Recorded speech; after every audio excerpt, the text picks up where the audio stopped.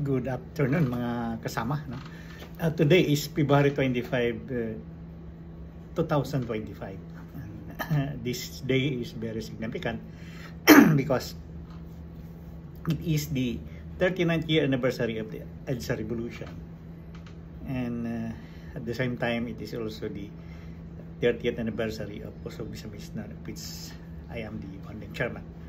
So I will give some reflection of what happened 39 years ago at EDSA and 30 years ago of Pusog Bisa-Misnan at Misamis Occidental, particularly Orocareta City. So ano bang natutunan natin? No? Ano bang leksyon? So nag-improve ba ang quality of life ng mga Pilipino 39 years after or 30 years after the founding of Pusog Bisa-Misnan? Nag-improve ba?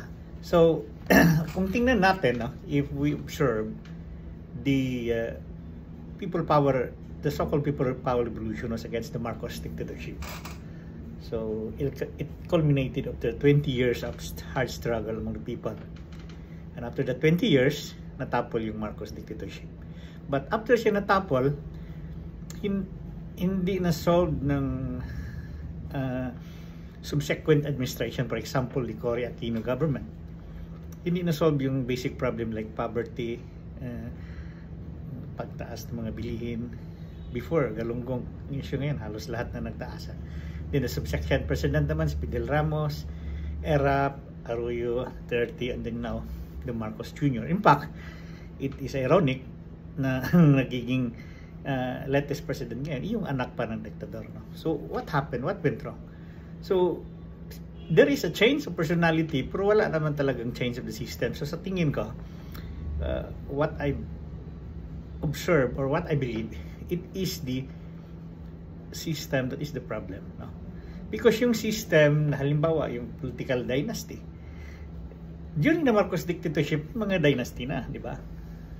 But, under naman, after the Marcos regime, may mga bago namang dynasty, may mga generation dynasty. In fact, kung tingnan natin, sabi nila, the 30 is political dynasty. During the Marcos regime, walang dynasty ang mga Duterte. So, na become dynasty sila after na of the Marcos regime. Hindi lang yung kay Duterte, marami pang iba.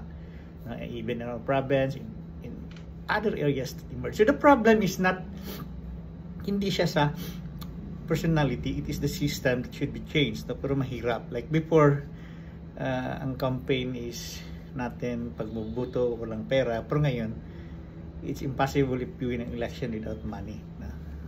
Although in reality, in paper sabi nila, okay ra walang pera, kumandato ka, but in reality, pag wala kang pera, hindi ka manalo. So, this is the problem. So, my reflection is, the struggle for change continues. And kaya lang medyo mataas-taas pa. It will take time definitely. So sa tingin ko, it will take more generations para ma-change ang ating society. So yun lang ang ma-reflect ko today sa ating EDSA People Power Revolution. Thank you and good evening mga kasama.